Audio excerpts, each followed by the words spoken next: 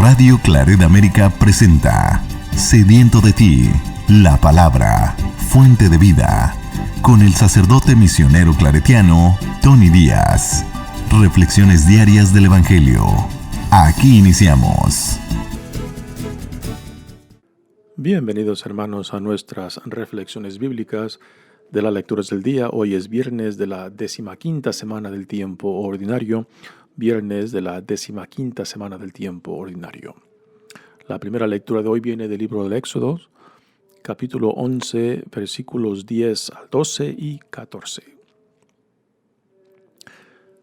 En aquellos días Moisés y Aarón hicieron muchos prodigios ante el faraón, pero el Señor endureció el corazón del faraón, que no dejó salir de su país a los hijos de Israel.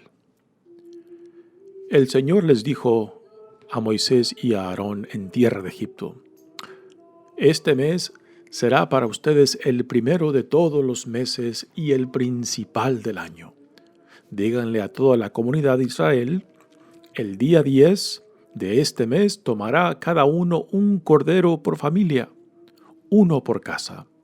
Si la familia es demasiado pequeña para comérselo, que se junte con los vecinos y elija un cordero adecuado al número de personas y a la cantidad que cada cual pueda comer. Será un animal sin defecto, macho de 1 año, cordero o cabrito. Lo guardarán hasta el día 14 del mes, cuando toda la comunidad de los hijos de Israel lo inmolará al atardecer. Tomarán la sangre y rociarán las 2 jambas y el dintel de la puerta de la casa donde vayan a comer el cordero. Esa noche comerán la carne asada a fuego, comerán panes sin levadura y hierbas amargas. No comerán el cordero crudo o cocido, sino asado. Lo comerán todo, también la cabeza, las patas y las entrañas. No dejarán nada de él para la mañana, lo que sobre lo quemarán.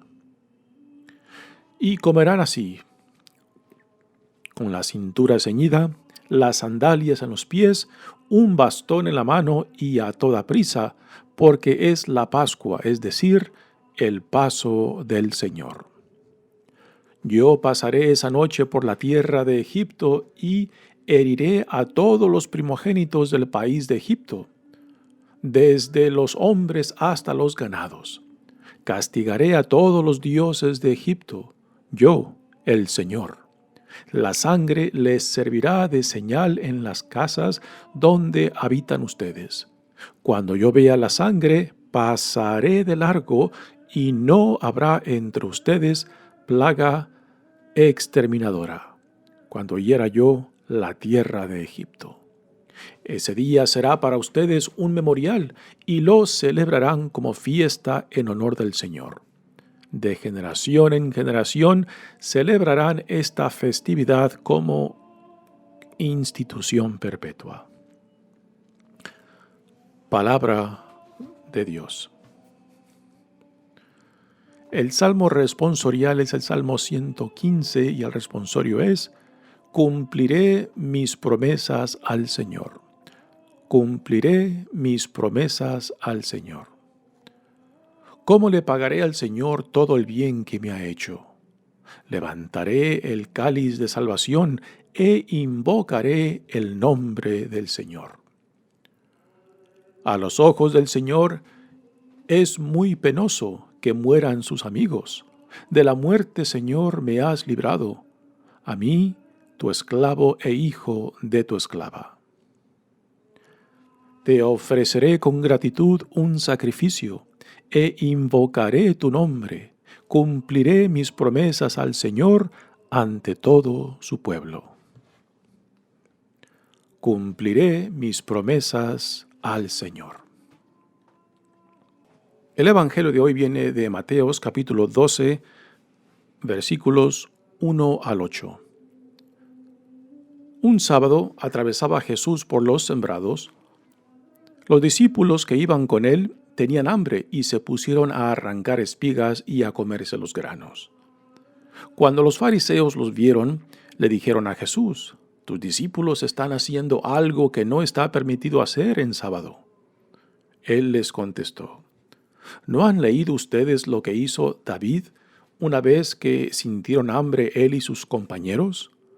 ¿No recuerdan cómo entraron en la casa de Dios y comieron los panes consagrados, de los cuales ni él ni sus compañeros podían comer, sino tan solo los sacerdotes?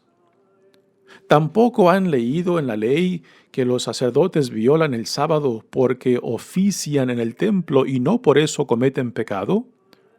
Pues yo digo que aquí hay alguien más grande que el templo. Si ustedes comprendieran el sentido de las palabras, misericordia quiero y no sacrificios, no condenarían a quienes no tienen ninguna culpa. Por lo demás, el Hijo del Hombre también es dueño del sábado. Palabra del Señor. Muy bien, damos comienzo a nuestra reflexión de las lecturas de hoy. Nos hemos saltado varios capítulos desde la lectura de ayer a la de hoy. Y en esta lectura de hoy tenemos ya el encuentro entre Moisés y Aarón. Ya han pasado varias de las plagas que Dios ha mandado a el faraón para que libere al pueblo de Israel. Pero el corazón del faraón se endurece en vez de que cambie, en vez de que se suavice. Y todo esto pues es visto por medio del lente de que no hay ninguna acción, ningún momento, ningún espacio que no esté bajo la providencia de Dios. Y aún este endurecimiento del corazón del faraón es interpretado por el autor del libro del Éxodo de que es Dios quien le endurece el corazón hasta que lo pueda forzar a cambiar su mente y su corazón y libere al pueblo de Israel de su esclavitud.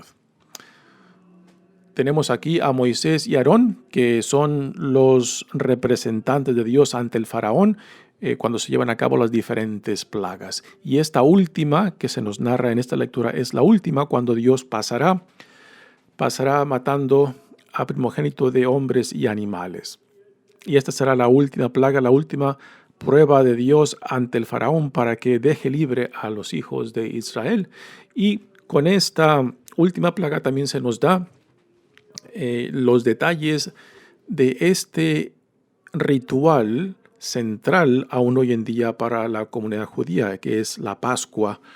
Y se nos da detalles de qué es lo que el pueblo tiene que hacer para celebrar esta Pascua. Y el centro de esta celebración de la Pascua es el cordero que se ofrece, el cordero que se inmola en sacrificio a Dios, lo cual para nosotros cristianos, pues la Pascua prefigura la Eucaristía para nosotros, puesto que también en la Eucaristía tenemos los elementos fundamentales que se encuentran en la Pascua, la celebración de la Pascua. Tenemos el cordero y el cordero es Jesús mismo. El altar viene siendo la cruz. La sangre que se tomará del cordero para ponerla en el arco de la puerta, pues será la sangre que identificará al pueblo de Dios cuando Dios pase por alto esas casas y salve a su pueblo de Israel y lo libere de la esclavitud de Egipto. Igualmente la sangre de Jesucristo para nosotros, que es parte de la Sagrada Eucaristía, pues es la sangre de nuestra salvación, la sangre que se derramó por nuestra salvación. Y después, el comer el cordero en la Pascua judía, pues también nosotros lo tenemos en la Eucaristía cuando consumimos la Sagrada Eucaristía, que es presencia real de Jesucristo. Así que sacramentalmente estamos llevando a cabo el ritual de la Pascua judía, pero ya ahora llevada a un nivel mucho más lejos, donde Dios mismo en Jesucristo es quien se ofrece como el Cordero Pascual.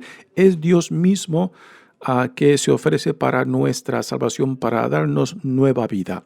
Así que la Pascua judía prefigura lo que nosotros como cristianos celebramos en la Sagrada Eucaristía. Los comentaristas del Antiguo Testamento nos dicen de que es muy probable que esta celebración de la Pascua judía pues tiene elementos que sucedieron quizás antes del evento que narra esta historia, esta narración de la primera lectura, en la cual se unen quizás celebraciones pastorales como celebraciones de agricultura, pastorales por el ofrecimiento del cordero, agriculturas por el ofrecimiento del el primer cultivo, la primera cosecha del cultivo en la temporada de primavera, y que estas celebraciones pastorales y agriculturales después fueron unidas a este evento histórico del pueblo de Israel, donde fue sacado por Dios de la esclavitud de Egipto.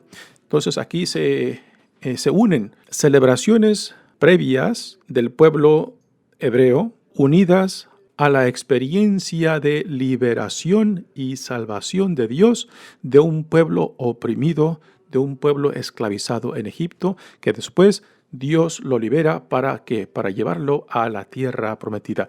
Y todo esto es parte también de nuestra celebración eucarística, donde Dios viene a salvarnos, viene a liberarnos para que podamos servirle en total libertad a Él y para vivir en esta nueva realidad, la vida en Cristo, como parte de la nueva realidad que Dios ha inaugurado en el reino en Jesucristo. Muy bien, entremos ahora a la lectura de hoy.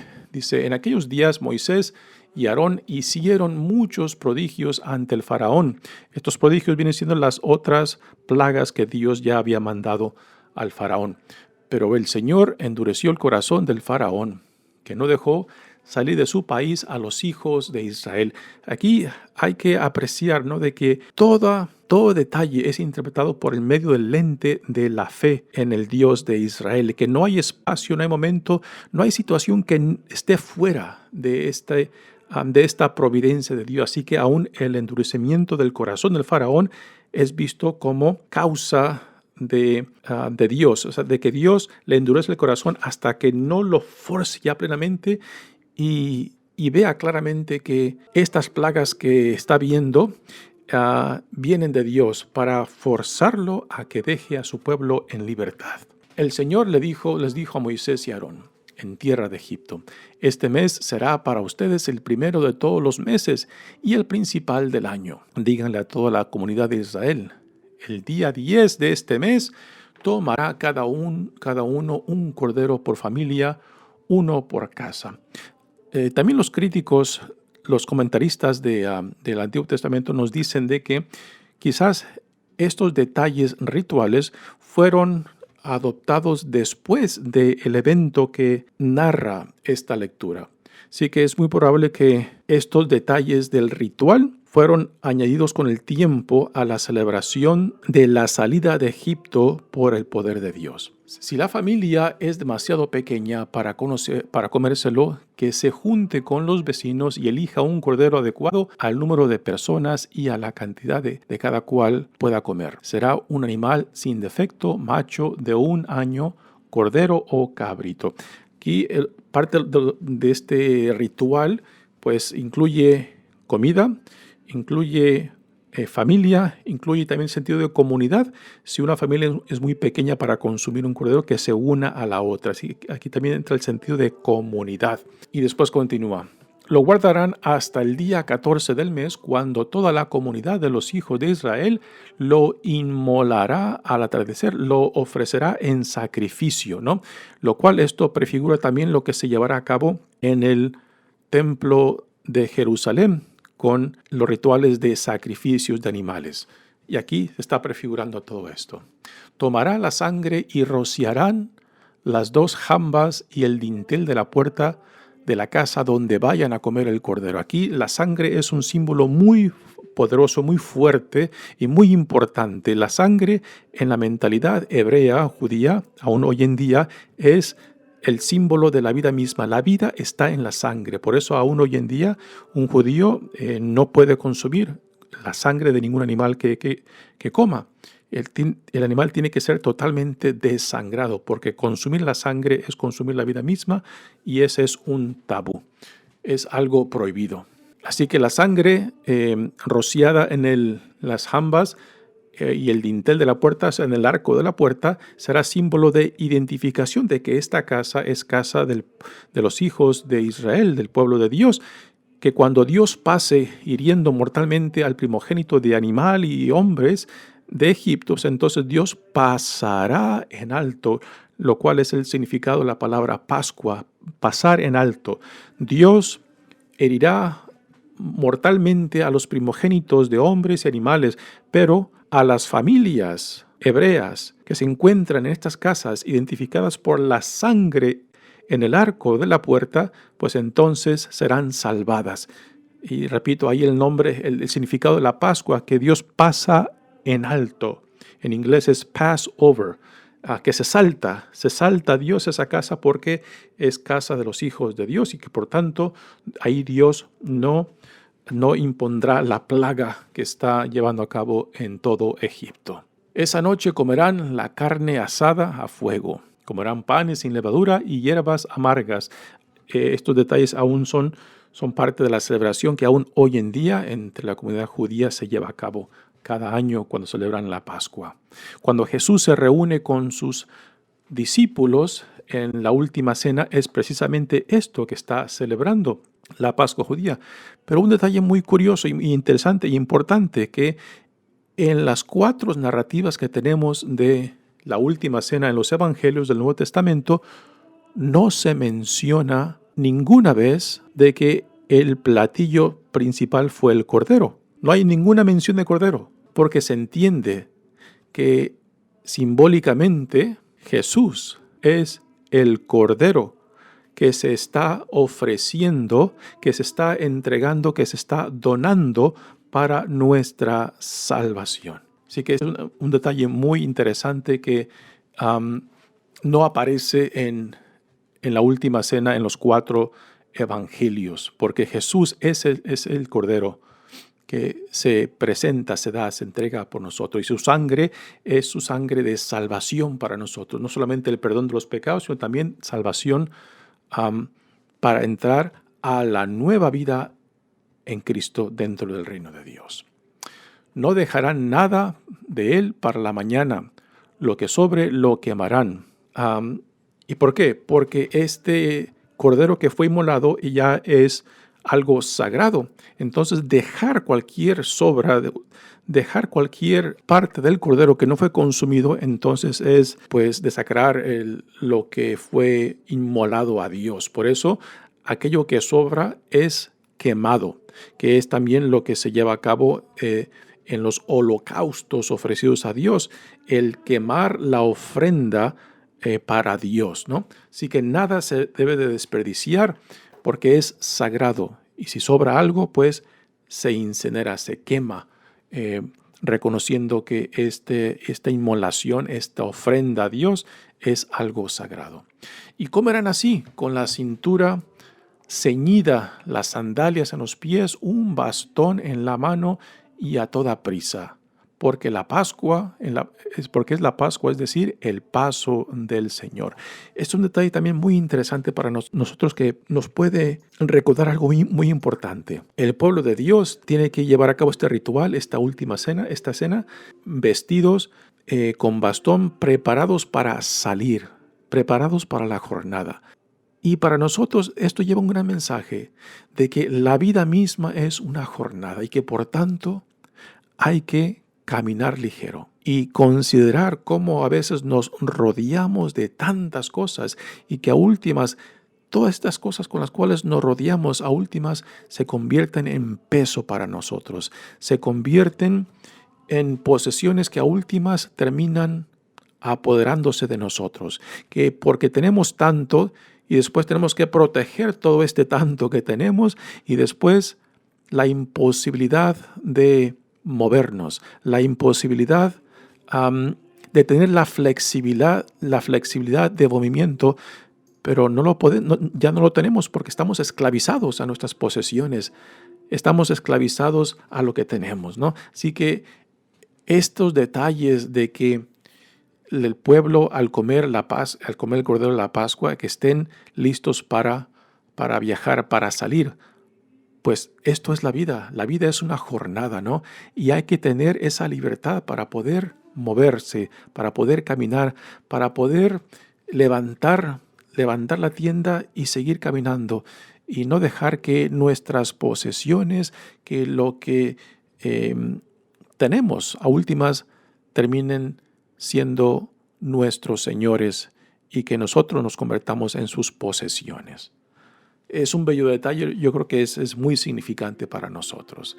Estar ligero de equipaje para la jornada de la vida. Si yo pasaré esa noche por la tierra de Egipto e heriré a todos los primogénitos del país de Egipto, desde los hombres hasta los ganados, castigaré a todos los dioses de Egipto. Yo, el Señor, la sangre les servirá de señal en las casas donde habiten ustedes. Cuando yo vea la sangre, pasaré de largo. Nuevamente, este es el significado de la palabra Pascua, que Dios pasará de largo, no herirá mortalmente a nadie que se encuentre de esa casa, solamente a los egipcios, a los hombres y ganados serán heridos mortalmente, a los primogénitos, ¿no?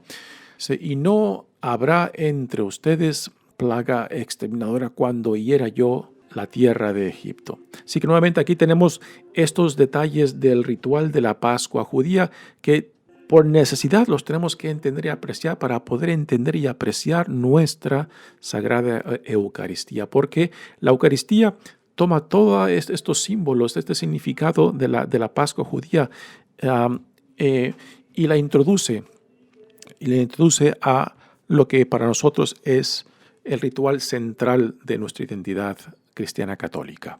Y luego después dice, este día será para ustedes un memorial y lo celebrarán como fiesta en honor del Señor.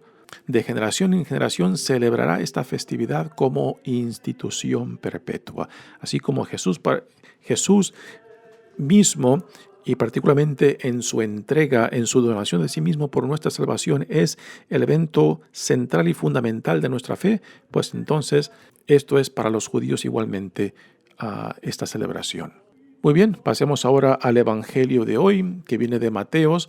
Tenemos aquí a Jesús en una de tantas situaciones de conflicto con los fariseos. Jesús va caminando por los campos, acompañado por sus discípulos, y los discípulos, sintiendo hambre, van arrancando espigas y después desvainando las espigas para comer los granos, porque tienen hambre. Y parece que los fariseos observan esto y acusan no a Jesús, sino a los discípulos de Jesús de que están rompiendo el sábado. Así que todo esto ocurre dentro del sábado. Y es muy probable de que Jesús esté muy cerca de un pueblo, porque también una de las normas del sábado es de que uno no puede caminar a larga distancia. Más o menos 3/4 de millas sería lo más lejos que uno puede caminar en un sábado. Así que con ese detalle sabemos de que Jesús no está muy lejos de un pueblo y que quizás por eso fue visto con sus discípulos por algún fariseo y le hacen esta acusación de que están rompiendo el sábado. El sábado no se permite llevar a cabo ningún tipo de trabajo físico. Entonces los fariseos, al ver lo que están haciendo los discípulos, los acusan de que están rompiendo el sábado porque están cosechando, y la acusación se centra en torno a esta actividad de los discípulos, de que esa acción de ir arrancando los granos es una acción de cosecha y que por tanto rompe con las normas y las reglas del sábado. Ahora, es interesante de que no los acusan de que están robando los granos al cruzar por el campo. La ley judía permitía de que si alguien tenía hambre, podía ir a arrancar lo suficiente para matar el hambre, pero no cosechar, o sea, no pasar el instrumento de cosecha sobre ese campo que no le pertenecía a tal persona.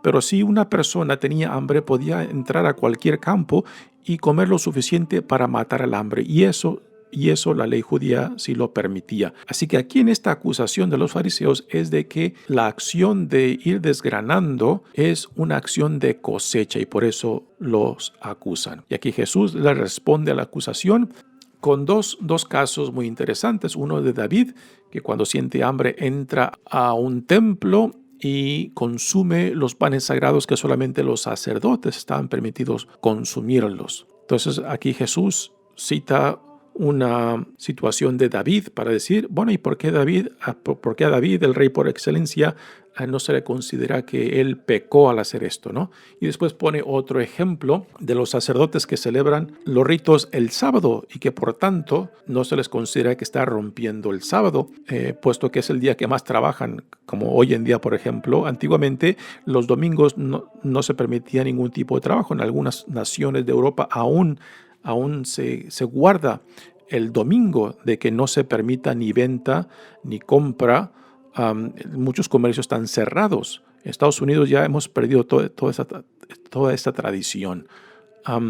Pero los sacerdotes aún en países de Europa donde se cierra el comercio, por ejemplo, aún trabajan el domingo, porque es el domingo donde se lleva a cabo la Sagrada Eucaristía y es el día que quizás que más trabajamos, ¿no? Y que por tanto pues no rompemos las exigencias del domingo para nosotros, ¿no? Lo que es el sábado para los judíos. Y este es el ejemplo que Jesús les deja para explicarles a los judíos de que su acusación no tiene base. Pero aunque Jesús da estos ejemplos históricos y también de la Sagrada Escritura, el argumento de Jesús en realidad se centra en lo que viene después, cuando dice: si ustedes comprendieran el sentido de las palabras, misericordia quiero y no sacrificios, no condenarían a quienes no tienen ninguna culpa. Aquí el argumento de Jesús fundamentalmente es el legalismo inútil de aquellos que acusan a sus discípulos, ¿no? O sea, se están concentrando en cosas que no van al corazón de la fe, a las prácticas externas, a últimas, a lo que Jesús utiliza como regla es el amor. De que todo lo que hagamos sea en función del amor y particularmente el amor al prójimo. Y que toda acción, aun cuando pueda contradecir alguna ley, si va dirigida en torno al bien del prójimo, por amor al prójimo, pues aún esa acción que la ley la puede condenar, para Jesús diría, no, la ley del amor está por encima de la ley de normas externas, puesto que Dios a última nos llama al amor, no solamente a Él, sino al prójimo. Y que toda acción que tenga en el fondo el bien del prójimo, el bienestar del prójimo, la salvación del prójimo, guiadas por el amor, pues a últimas están justificadas. Y esto será la regla, será la norma que Jesús constantemente utiliza no solamente en argumentos contra aquellos que lo acusan, sino también en establecer el nuevo mandamiento que está en el corazón y centro del reino que Dios está inaugurando en él. Que el amor será la regla que guiará y se utilizará para juzgar a los hijos de Dios. Y Jesús cierra con estas palabras interesantes, lo cual yo creo que quizás también causó escándalo para los oyentes fariseos cuando dice: y por lo demás el Hijo del Hombre también es dueño del sábado, ¿no? De que Jesús, como el Hijo de Dios, como el Señor, pues que se imponga sobre la tradición del sábado, que es una de las tradiciones importantísimas del culto judío, y de que Jesús se ponga por encima de ellas, pues ha de haber sido un escándalo para ellos. Yo creo que con este evangelio podemos imaginarnos fácilmente la frustración que Jesús pudo sentir al escuchar estas críticas, estas acusaciones de los fariseos, ¿no? Que eran tan legalistas que se enfocaban en detalles insignificantes y se olvidaban de lo principal, del amor al prójimo, del amor a Dios manifestado en amor al prójimo, ¿no? Y que cuando nos enfocamos tanto en las normas externas de la ley y de nuestra relación con Dios y nos olvidamos de lo fundamental de que toda la religión está fundada en acercarnos mutuamente en hermandad, en solidaridad, en ser verdaderamente un pueblo sagrado de Dios, ¿no? Y que cuando esto lo reducimos simplemente a prácticas externas, pues prácticamente ya hemos destruido el corazón y el centro de lo que Dios nos ha revelado en Jesucristo, que a últimas es la ley del amor la que debe de guiarnos. Y que cuando ponemos aún las devociones a Dios que excluyen el amor al prójimo, pues esas mismas devociones a últimas no tocan de pies a tierra. Esas mismas devociones a Dios, por más santas que parezcan, pues en realidad no nos están acercando ni a Dios ni al prójimo. Mi nombre es Padre Tony Díaz, misionero claretiano. Que Dios los bendiga. Radio Claret América presentó Sediento de ti, la palabra. Fuente de vida. Sus comentarios son importantes. Contáctenos en radioclaretamerica@gmail.com.